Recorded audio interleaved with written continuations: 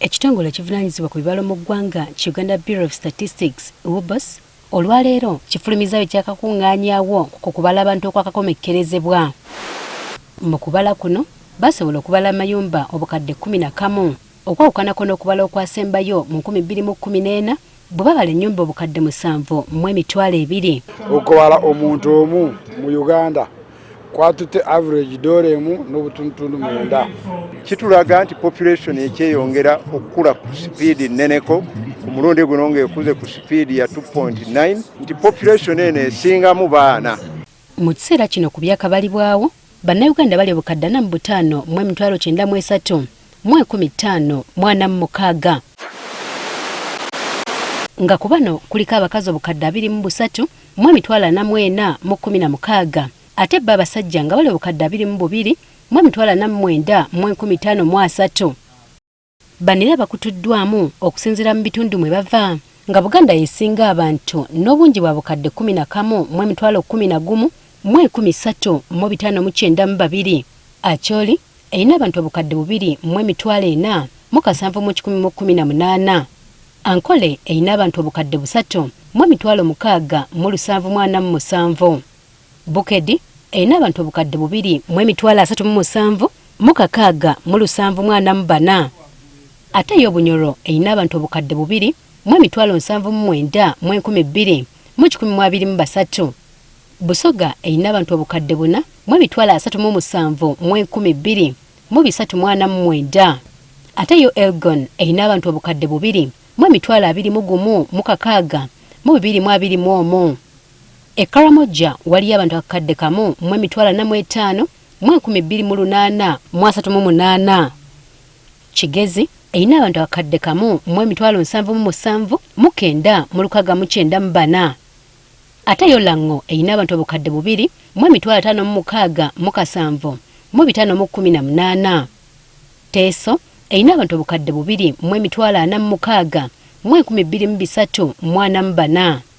Ate yo Toro erina abantu obukadde 3 mu emitwalo 37 mu 8 mu 884. Yo mu West Nile wali abantu obukadde 3 mu emitwalo 89 mu 9 mu 84. Your Excellency, they sent me one thing, and this message was very consistent, that you are counting us, but what shall we benefit? Go and tell your government to use this data to improve our livelihood. Bagamba nti ezimu ku nnyumba ze balina okubala basanga nkalo. Olaba basuula mu ggwanga ku census night naye enkeera ne bagenda ntitwasangayo ng'eka yonna.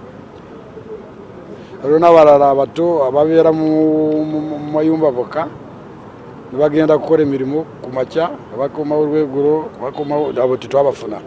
Waliwo n'abantu abagaana okubalibwa mu bugenderevu. Kati waliwo n'abalala abaagaana kugula gates, especially muno mu Greater Kampala, kubano abagamba eddiini yaabwe tebakkiriza kubalwa.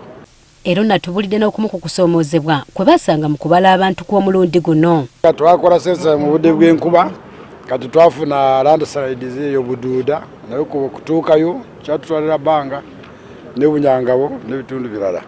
N'ebitundu ebyalimu okulwanagana nabyo byataataganya omulimu gwabwe. Apaayo twagibala kutuuka 28.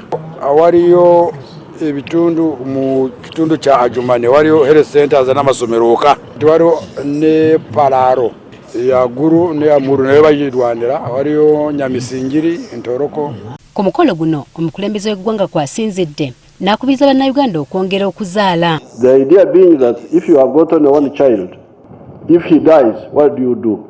So, if people are dying early, you need more, so that some die, some survive. Ono era asabye abantu okweggyamu endowooza zaayise ezitabayamba ezibalemesa okwenyigira mu kubalibwa. Because our people here believed that when you count children, they will die. Why do you count people? But others believe that counting will bring extrani. Ono era yewunyiza n'omuwendo ogulagiddwa kubanga si gwe abadde asuubira. Me, I was thinking the population will be like 48, 49, 50. But I was surprised when he came to brief me last week. it was below 46. Kati ekitongole kino kyakufulumya ebyava mu kubala abantu ebyenkomeredde omwezi ogw'omwenda omwaka guno. Jennifer Kabale agafeeyo ku Spark TV.